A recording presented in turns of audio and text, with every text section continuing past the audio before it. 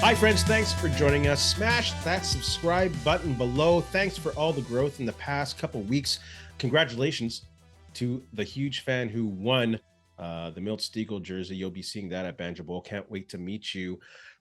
Benny, where can they find us on social media? Yeah, congrats to her as well on winning that. You can find us at Ray Benny Sports. We're on Twitter, Facebook, Instagram, everyone's favorite TikTok, and check us out on Reddit and join the conversation. And don't forget to leave a rating on your favorite podcast provider.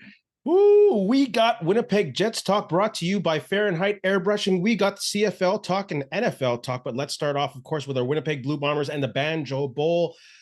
Man, your boy Ballsy refuses to call it the Banjo Bowl because his feelings are hurt. Give me a break. Like, would he have an issue with the Grey Cup? Well, I guess we won't know because they don't win it often enough. But anyways, let's go. 4 championships, right? 112. I saw it today. I can't remember where I saw it, but the fact that someone said Claros has half of the Grey Cup rings that Saskatchewan has. Ooh.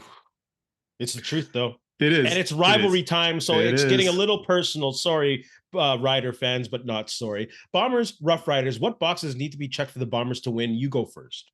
I basically flushed last week. There was a lot of things that, ended up going good, but a lot went wrong. And, that slow start by the Bomber offense, we've been harping on that for all season, basically. Since week 3. It's just that BC game lately. That's the only one I can remember that they ended up starting quick. So, again, offense, start quick.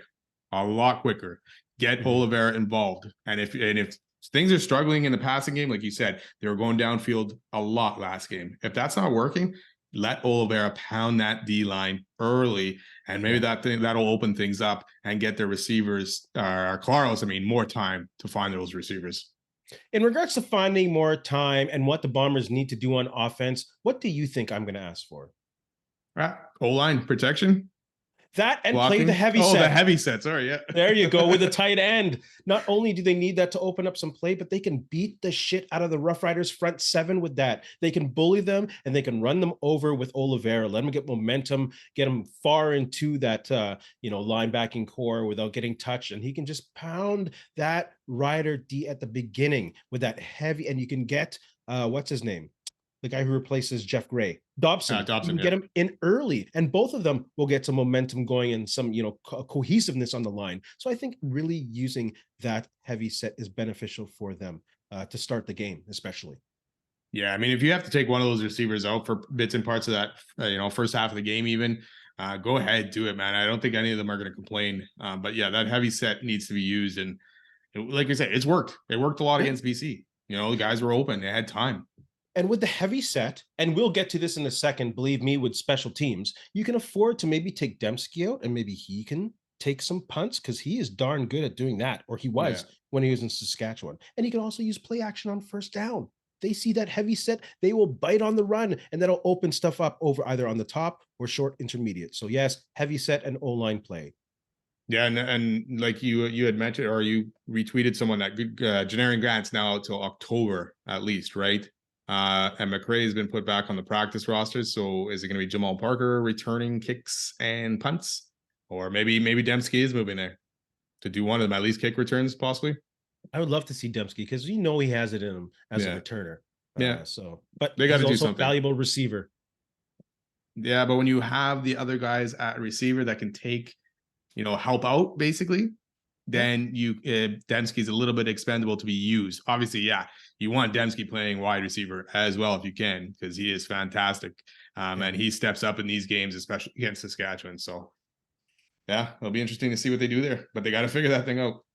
And with Dembski, they call him the Canadian Swiss Army knife. Use him like that. Yeah. Use him more in the playbook as a running back and a wide receiver. Really get Saskatchewan's defense spread out and confused. Because when he's on fire, it really opens up the rest of the offense. You can say that about anybody, but really the way they use him can really mess up Saskatchewan. Any other boxes that need to be checked? Yeah, just with the whole headbutt, suspension, all that, is just keep emotions in check here in this game because it's going to be chippy. We saw it last week, even before the headbutts. Guys were in each other's faces, right? Claros was in a few guys' faces, Saskatchewan guys, and it's all fine. It's talking, it's whatever, it's nothing dirty. But I can see that ratcheting up a little bit more even in this game with that suspension out there. So There'll probably be a few penalties, and the refs will probably be quick to call these penalties this time. So keep those emotions in check, and just play their game. Absolutely, I agree, especially with these teams being the top two teams in regards to not getting penalized. Yeah. The less you can take, the better chances of winning. And that's not like some kind of analysis. That's just fact. Yeah. Also, don't obsess with the long ball, please. Yes. Use the short and intermediate routes when they give them to you, and they are there. And you do have wide receivers that can run those short and intermediate routes, so please use those. Yeah, for sure. Stop that return game. They got to contain Mariel Alford in this game. If Mariel Alford's given great field position again from the 40 to midfield kind of thing, it's going to be a long day for the Bombers again, because Saskatchewan's almost in scoring range. Lawther is feeling it. He'll hit those 50 yarders. So with confidence. Yeah, and the crowd, man. Crowd, you guys are going to need to be rocking in that stadium. Oh, I got that bell ready, boy. I got that bell ready. Special teams does need to step up. Yeah, all net around punting. Net punting, they're bottom half of the league. Gross is even worse. The second last in kick return average and last in kick return average against, and they've given up the third most big plays in the return game. Which leads me to believe, knowing that Mike O'Shea is that special teams guru and knowing that they do have depth on that roster with talent, it sounds like execution, or I'm guessing as a fan, it's execution. No, they're missing a few guys, right? Miller's still out. I haven't heard anything about him. Like, is he even back this year? Teodric Hansen has been practicing. Maybe he comes back into the lineup this weekend. I saw he was questionable today. So he may help fill that spot, because he was always a beast on special teams as well. So maybe they're just missing those core guys right now that, that held that special teams together, that coverage team together, and made the plays. Well, that's not the solution then, because Mike Miller and Janarian Grant aren't going to be there for a couple more weeks. Yeah. If not for a while. Yeah. Oh my goodness. Come on, special teams. You got to pick it up. Any other boxes that need to be checked? No, like I said, just play their game, use the crowd, and that crowd's got to get on that O-line of Saskatchewan and Dolgalla.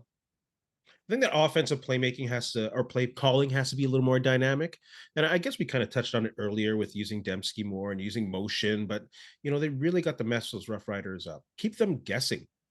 Get the ball into your playmakers' hands, let them make some plays. Don't let them, because they kind of were predictable. Drop back, throw it deep. Yeah. And you can't run all day you could run all day, but you're not going to score that way. Yeah, exactly. So please use more motion and more creative running on that offensive side of the ball. Who do you see having a big game for the Bombers? Why? I'm going to go with Willie Jefferson, and even all that whole D line. So Willie Jefferson, Jake Thomas, Ricky Walker, and Jackson Jeffcoat. Jeez, marbles in my mouth. It's okay. But especially Willie Jefferson, I think, because last week, held off the score sheet or the stat sheet kind of thing, and didn't get enough pressure and on Dolgalla, and gave him a lot of time to find his receivers downfield, especially later in the game and in overtime. So I see Willie stepping it up, and he's going to feel that crowd and just go at Dolgalla. Jeez. Yeah, Dolgalla. It's hard to say. Yeah, and with that return match too. Like, Jefferson was fierce, and you can feel his energy when they played BC in that return matchup. And this is the week after. So yeah, I totally agree. Willie Jefferson's going to have a huge game. I'm going to choose Brandon Alexander. We both pick people on defense. That's crazy. Yeah. He's one of the most athletic DBs in the league, if not the best safety. And I think they're just not putting him in position to make plays. He can be that chess piece where you can put all over the field. You can blitz that guy. Use him on the blitz. He can be like a Troy Polamalu type player, because I'm a Steeler fan. Put him all over the field, really confuse the quarterback, make the quarterback think for a second, right? You have a young quarterback who has to take a second to think what's going on, then the play's on, and then maybe back him up or blitz him. Just use him as a crazy special weapon on defense to cause confusion and chaos. Totally agree. He's got to strike that fear inside that middle of the field too, for those receivers. Of course, everything clean, everybody, but but just put that fear in them that they're not going to go across the middle and they're not going to reach out. But BA's got to be used quite a bit in this game and better. Yeah, he's just stuck in that backfield way too much. Yeah. At least what I've been seeing. And I would love to see him mixing it up somewhere in the field and really messing with the Rough Riders. Speaking of the Riders, who do the Bombers have to keep their eye on? I think that going back to it too, the D line again. I think they're going to be looking to fill the shoes of Robertson in this game and ball out. in place of him, and especially Anthony Lanier. The Bombers got to keep an eye on that guy coming from the edge as well. Yeah. And they were getting some pressure. I don't think there was very many sacks on Claros, but pressure was there. He was running out of the pocket. So they're going to have to keep him in check, and that O-line for the Bombers is going to have to stop him. Yeah, for sure. That D-line was pretty efficient. They weren't giving Zach Claros a lot of time. I'm going to say they got to keep their eyes on Mario Alford. That guy is top 2 kick return in the league with what's his name in Toronto? Leak. Javon Leak. Jinx, you owe me a drink. Little brown jug. Thank you. All right. They have to stop them, or him or whatever. He's constantly giving Bolagala shorter fields to play with, and it puts the Bombers in trouble. So lock down Mario Alford. What do the Riders have? Yeah, I really want to see that this week. I can't, and that was one of the kind of the units that I was looking at too, of making a big play and helping the Bombers win this game, stepping up from the last few weeks where they haven't played well, right? So This is it. If at any time you're going to need to have to step it up, this is it, because Alford's dangerous. Yeah, every time they gave him the ball, I kind of didn't want to look. No, I was like, oh. Yeah, it's just like you're already expecting him to, just give him the ball at the 50 at least already right now, kind of thing, right? It's like, no. Yeah, no doubt. Kick it out of bounds and give him the ball at the whatever it is. Take that penalty. Yeah, what's that penalty? Maybe that's better, actually. Please don't. Please don't. If it comes down to it, maybe, but please don't. Bomber fans. Oh no, sorry. What did the Riders have to do to win? Pretty much the same to me as last week. Protect O'Gala, give him enough time, and then he's got to give his receivers a chance to catch the ball, which they've been making some amazing catches for him over the last few weeks. So just do that, and if they continue with their good field position with Alford, they're already in strong position right there. And then Joe Morrow, get him back into, maybe they were using him well. He wasn't running very well, but they were using him in the passing game and him leaking out of the backfield and stuff. Yeah, continue to do that as well, because the Bombers weren't ready for it. Didn't seem to have answers for it. He had a couple nice catches there, so especially in overtime as well. Overtime, yeah. I protect Olagala, don't get penalties, and don't turn the ball over. Yeah, you could say the same thing. Keep emotions in check for them too, right? It's gonna be heated. It's gonna be a good game, man. I'm looking forward to watching it, and it's an interesting game, right? Because right now, Saskatchewan fans, media, they're feeling it right now. They just beat BC. They beat Winnipeg. They're already now talking, hey, we're on our way to the Grey Cup, and we're one of the contenders for the Grey Cup. So this is a game that the Bombers need to kind of stop that train and put Saskatchewan back down, in their place, kind of thing. But it'll be a good game. If Saskatchewan ends up taking his game, your boy Ballsy's online going blah blah blah. Yo, Bomber fans, give us a like if a Ballsy has blocked you on Twitter. Let's see how many likes we'll get. Probably the most likes ever. Who can defend the hit? It was a headbutt after the play. Even Robertson, he kind of apologized or whatever and said he's, eventually he's going to reach out to Zach Claros, but he's stepping up and taking the blame for it, which he should. Yeah, it was a hit after the play. It wasn't inside the play. It wasn't a D-line diving at a quarterback and hitting him in the head by accident. It was well after the play. There's no Robertson question. Handled it very well. Yeah, the bomb, and then the saying, O'Shea Claros spoke up, so that's why he got suspended. That's not why he got suspended. He was going to get suspended no matter what. That helped without a doubt. Come on now. When you got your prime player like that, because they could have easily waited till Labor Day was over and made the decision, but they made it pretty quickly. They did make it quick, a lot quicker than they probably should have. I doubt that they did it because of fans online. Nah. But the thing is, if he got kicked out of the game, then maybe it's a different story and he doesn't end up getting suspended. But the fact that he was still allowed to stay in that game, changes a lot of things too. That was crazy. Critical questions going into week 14. You go first. You got the West. Let's start with these two teams first here, but we'll go with the Bombers first. Which team will show up? The one who pasted BC or the one that shows up late to the dance? Hopefully it's the one that pasted BC and got out to a hard start and pushed that ball down the field and made all the plays. This is a big game. It's at home for the Bombers, so you don't have that crowd noise. A little easier to deal with. So I fully expect the Bombers to come out fast in this one. Oh yeah, this is a revenge game. They'll be pretty hyped up. They can't come out flat and slow, and please don't throw a pick early in the game, especially not a pick six. Oh my gosh. Toronto critical question: will they clinch a playoff spot? man, this team's undefeated at home, undefeated when Kelly starts and finishes a game. Hottest team in the CFL. I think they'll clinch. And also, I think with that win, they've clinched home. Oh They yeah. win the series against the Owls. Mathematically, anyone can tell me whatever they want, but there's no way unless Toronto has a monumental collapse that they don't have home field advantage if they win this one. And that would be up 4 games, right? Plus the tiebreaker, right? Because they'd be 10-1, and Montreal would be 6-6. So yeah, you're pretty much wrapped up. Game over. Which helps them because they've used all their buys already, right? So if you can wrap up that East Division and you're hosting that East Final, you can take guys in and out of the lineup and kind of play them a little bit, and then put new guys, the backups in, kind of thing. So there's always that dangerous thing of keeping that momentum of the year going, and how do you balance that? Usually in the last 2 weeks, never mind the last 6. Yeah. So well, we saw with the Bombers last year how early they clinched it, right? And then they still had buys and everything, like, to keep that momentum going. It's tough. Who do you got in the West? Saskatchewan. Like I said, media fans are going crazy. They're thinking Saskatchewan's going to the Grey Cup. Will they continue to rise up to the occasion? 2 weeks in a row now, they've played very solid games after getting pasted by Montreal a couple weeks before that. They're moving it up. I still not convinced. At this point, they're a good team. They'll be in the mix for the playoffs for sure. I'm not sure if they're contenders for the Grey Cup, but we'll see this weekend. I see them taking a bit of a step back this weekend. Yeah, I agree with that. Hamilton, what's going on with Duke Williams? Oh, jeez. You gotta know that's the question. What did mess. he tweet? Is he like, it's been fun or whatever? It was good, Hamilton, but I'm out. Oh my gosh. Like, Steinhauer's trying to play it off or whatever. He's still a tie cat. It's like, come on, what a mess. Ugh. Yeah. And last week I said, you know what? I will stick with Hamilton. And now this just destroys that again. My goodness. What do you expect from some of these guys, man? It's just the way it goes, right? At some point, especially when a team's losing, it's not going to end well.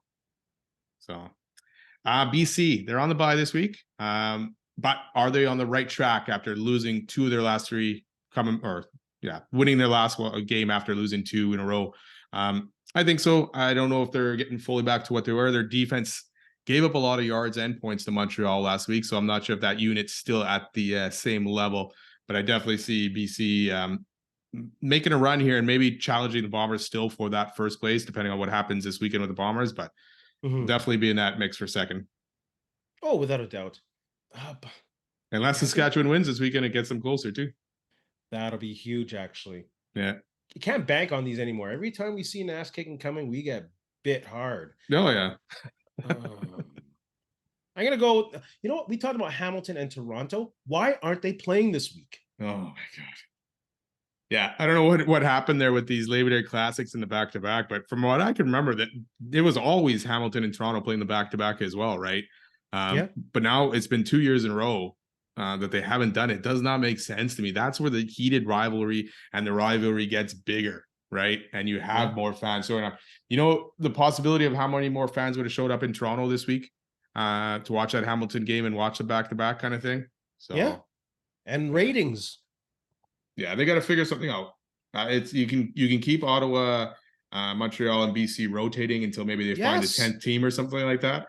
But keep the other 3 matches as back-to-backs. You just figured it out. There's nothing else to figure it out. No. Those matchups have to happen every year. Just like the Grey Cup matchup should happen at least more than once. Yeah. It shouldn't happen midway through these schedule makers, brother. Yeah, it's still 2-3 weeks away still that the Bombers in Toronto play. And the funny thing is, like we've talked about, Toronto may have wrapped things up already. So exactly, your marquee matchup is gone. What a joke! And each fan base does not get to see that rematch. I'm gonna write the CFL, see if I can do the schedule next year. No, you're not. No one writes letters no more. Pigeon, you might email though. My pigeon. Oh, you still got that thing in the backyard. That's cool.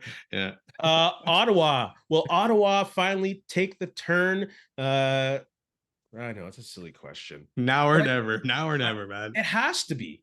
It has to be. And they're playing a team that, if this is time to make the turn, it's going to be the turn against on Hamilton.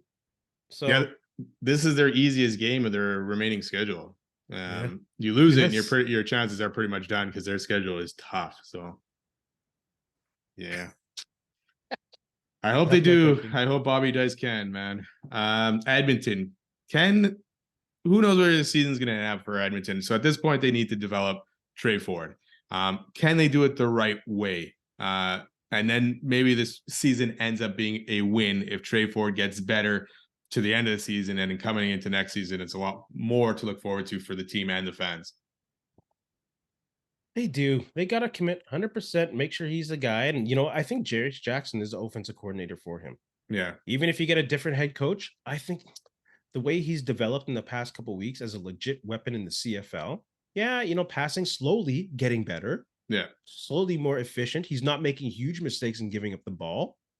I think it's worth keeping Jarrett Jackson around. Yeah, that's one of the things that I want to kind of see more out of him as the season goes on, the passing game, and see if that progresses and gets better. Because then if you combine those two where he can do that and run, wow, look out. Yeah. Yeah, it's But maybe does Jarius Jackson survive if Chris Jones ends up getting fired? that's what I'm saying. That Yeah. you got to keep him any which way, possibly.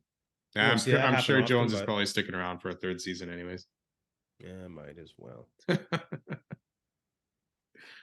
My turn with Montreal. Montreal, yeah. Can Montreal protect Fajardo? Yeah, that's the question. Because if they could survive. You know, like they didn't lose. Well, they did lose after a while, but if they can keep that guy upright, they are a legit team. I'm not going to say contender, but they're a legit danger to beat someone on a week-to-week basis.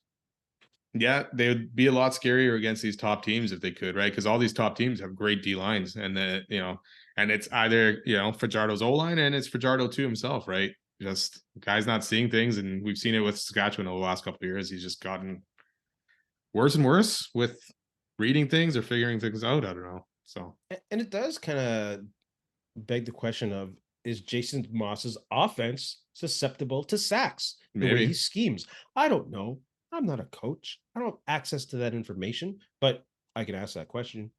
Well, it's a good question actually, because Jason Moss and Cody Fajardo are the same thing from last year with Saskatchewan, right? They're the only two constant in this situation. So, and we saw Jason or Fajardo earlier when he's kind of rising up in the CFL, wasn't taking these kind of sacks. So, yeah, then maybe that's my critical question. Is Jason Moss's offensive system susceptible to sacks? That's a lot of S's. That was awesome. Sorry. Your last question. Let's move on to Calgary. Will last week's win, and I think we've said this a few times with Calgary, finally carry over? They weren't great in that game against Edmonton. They were down, like we said, 22 points in the fourth quarter to fight back and win that game. Now they got to get off in this game and start the same way they finished that. We'll see. I expect better things out of them for the most part this season. But I'll be interesting to see if they can actually step it up. They got Edmonton again, but when they play the better teams, will they be able to compete? Especially Jake Meyer, right? The guy lights up these bad teams, but then when he plays the Bombers or BC or something, he's not putting up the same kind of numbers. I think that's your answer right there. Yeah. CFL fans, put your critical questions and comments in the comment section below. Let's go to quick and dirty predictions. Ticats, Red Blacks. Who do you got? Before this mess with Duke Williams and that, I had the Ticats, but I'm going with the Red Blacks. I think the Hamilton Ticats may implode a little bit with this stuff. I know they got better receivers right now than Williams, or more yards than Williams right now anyways, but I think this is a big distraction. So I'm going to take Ottawa coming off the bye. It's a huge distraction, especially with not a quarterback entrenched as a leader. So I'm also going to take the Red Blacks. Just cracks in the foundation. Steinauer, oh boy. Yeah, it might be time. I think so. It is a good time for the Red Blacks to have a bye. Yeah. Going into this game. Ticats are very susceptible right now. Well, and that's the thing. If the Red Blacks cannot come out and play a good game after having a bye, seeing this dysfunction in Hamilton, then it's not going to look good for the rest of the season for the Red Blacks if they can't win this game. Exactly. Yeah, they should run all over them too. Especially with that. They have a good running back. Yeah. Als Argos. Come on, let's be real here. I'm going to take Toronto. Yeah. The Owls are going to drop to 0-6 against the top teams in the league. At least they can go back and say, hey, we pasted the Riders. But that's it. I'm picking the Argos. Third game in the triple header, Saskatchewan and Winnipeg. Who do you got? Gotta take the Bombers here, man. Revenge is a dish best served cold. Messed that up. But yeah, I expect the Bombers to come up flying in this one. Yeah, but I will admit, if they lose, I will be very worried. Yeah. To me, like then I'll agree with the Saskatchewan media and fans that hey, Saskatchewan is now in the mix. They got over the early season injuries, and they're playing well, and they're doing it with a third string quarterback. Without a doubt. But yeah, if you beat the Bombers back to back, yeah, you're definitely in that mix, and yeah, there's going to be a million questions for Bombers next week. And Dolegal is definitely your quarterback of the future if he's going on this kind of run. Yeah, if he continues to win up until Harris possibly could come back, yeah, there's no way they're going back to Mason Fine at all here. So. Heck no. Heck no. Third game in the triple header, Stamps, Elks. I got the Elks. It is hard to win a double header in the CFL or any league. And the Elks just shook off that home losing streak. So I'll take the Elks to win. And hopefully they won't take their foot off the pedal. Yeah. They continue to find ways to shoot themselves in the foot, man. Like you're up 22-0 against the Bombers. You give up 22 points against Calgary and you lose those games like in the fourth quarter. But I am also going to pick the Elks. They're going to start a little mini winning streak at home. So big win here for the Elks coming up and keep their season hopes or playoff hopes alive. Mini winning streak by 2? Yeah. Hey, it's better than 22 losses in a row, right? Oh, yeah, for sure. For sure. Oh, for sure. Put your predictions below in the comment section, CFL fans. It's like I said that whole thing backwards. CFL fans, put that in the comment section, whatever. Yeah. NFL, hot topics. Bosa signed for the biggest defensive contract. Makes sense. Yeah, it's about time this thing got done. 5 years, 170 million. Apparently 122.5 guaranteed. That's crazy, man. But what he brings to that team, you almost had to sign that, and it's just like frustration that it took this long. You weren't going to get him for any less, and the guy had all the leverage on this thing. So good deal. Hopefully, he's good to go week 1 for a full game because he's gonna need to be good against those Steelers, man. Hopefully, not hopefully, maybe they're like, just chill. I don't want to get tired in training camp. Let's just pause. We'll get the deal done. The management said we're going to get the deal done before the first game of the year. Yeah. And they did it. And I think the big thing that some people are talking about, but it's being overshadowed, is San Francisco has about $20 million in the cap and even more once the details of this deal come out, when all the years of that. So they're in pretty good position, especially with a rookie QB on a rookie contract. Yeah, they restructured Kittle and Warner, I think. So that's where the money ended up coming from. So yeah, that's huge. Like if you want to make a trade and bring a guy in, now you have that money available, Yeah. So, and because Bosa's contract is not starting until next year. Yeah. So that number ain't changing. 2 things that you're excited for or questions that you have were storylines going into the 2023 NFL season. Give me one of them. It's funny. Both of them are coming out of the NFC North. Packers. They went from Favre, they went to Rodgers, and now they're going to Jordan Love. Can they continue that QB line of success? It'll be interesting to see what Jordan Love can do, and if LaFleur is actually a good coach, or a lot of it, relied on Rodgers being a good player. So I'm kind of not excited, but I'm looking forward to see how this unfolds. I don't think it's going to go very well for Packer Nation. I'm just saying my 2 cents there. Speaking of Packer Nation, speaking of Aaron Rodgers, the Aaron Rodgers effect with the New York Jets. I don't really have to elaborate on that. He's obviously a huge upgrade over what they had with Wilson. Wilson didn't end up beating him for the job. No. He tried, I'm sure. It just wasn't happening. But, he's going to open up that offense. And with that defense that they have, top 5, top 3 defense, they're going to be dangerous. So there will be a huge Aaron Rodgers effect. Yeah, this is one of those times where he doesn't necessarily need to be the old Aaron Rodgers, right?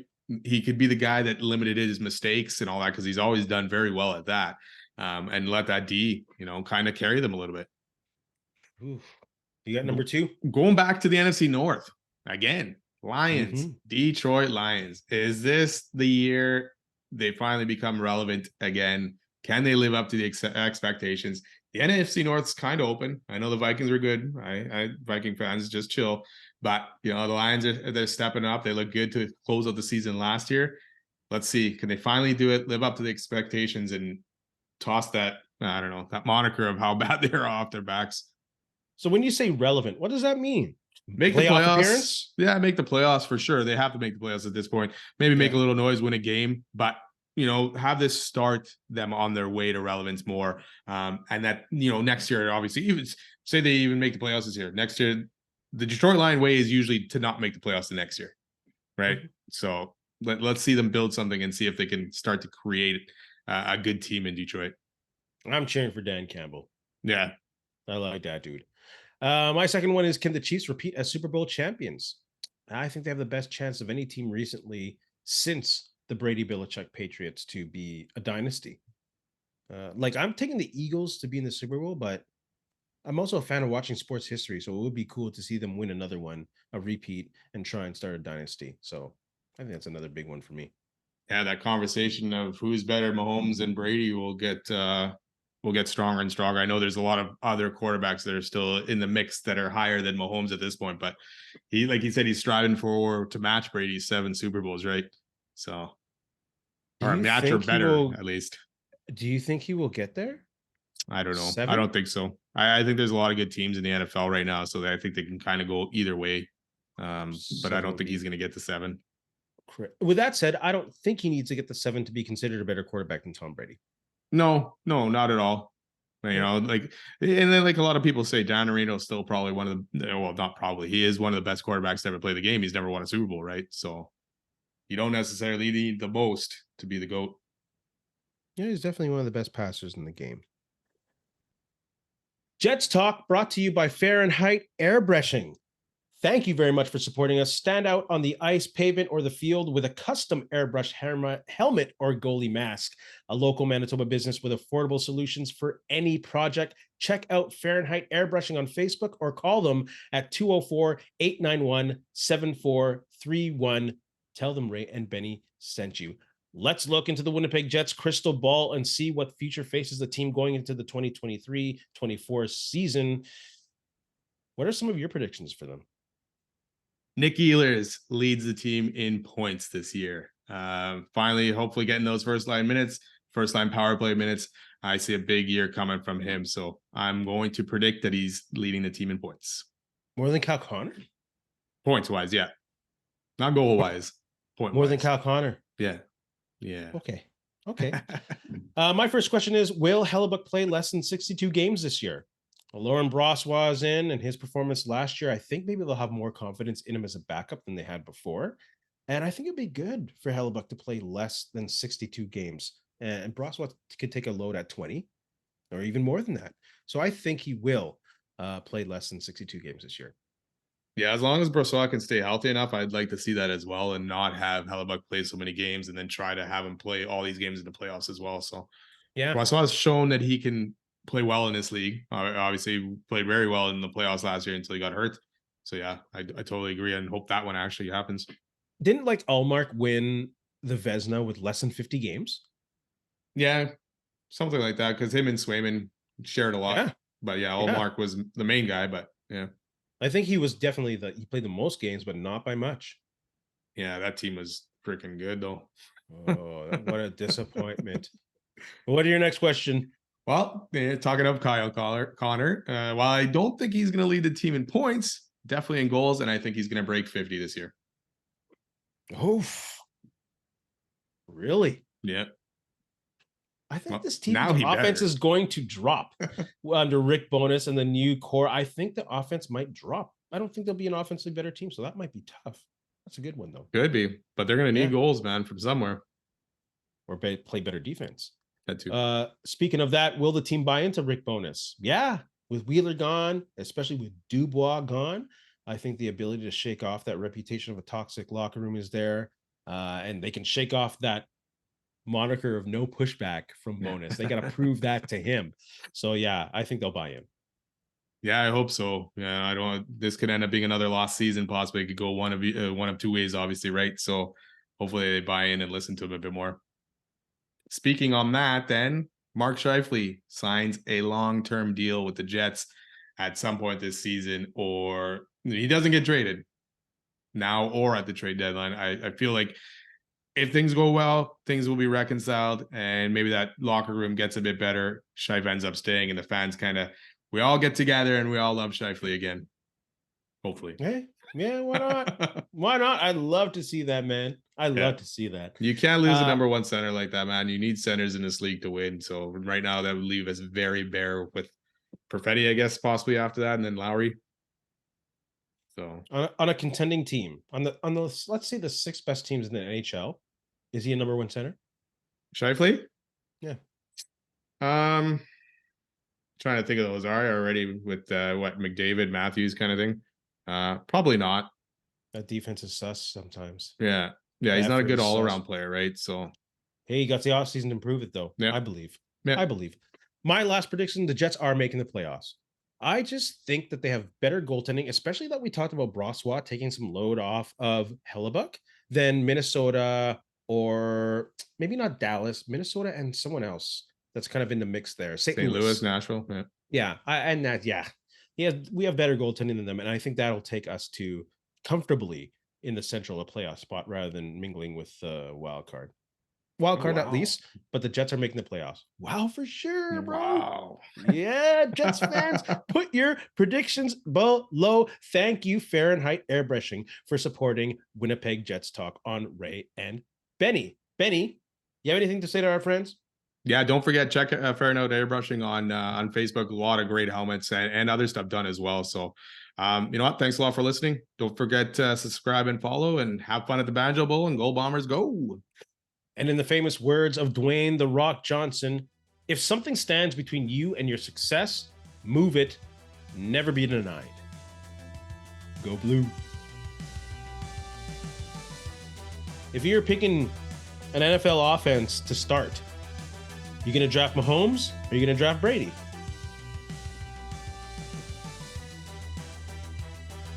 Probably Mahomes.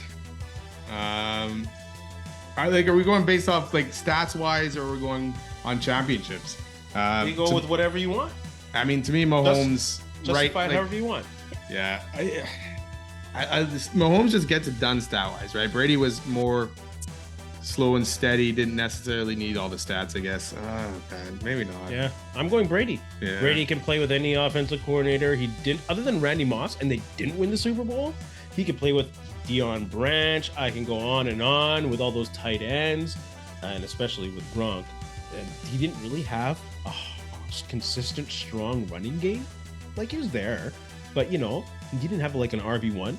So Kansas City doesn't necessarily. It is Mahomes. Hey, friends and neighbors, don't forget to check us out online on Facebook, TikTok, Instagram, and Twitter at Ray Benny Sports. And don't forget to check out our YouTube channel. Leave a like, leave a comment, tell us what you think.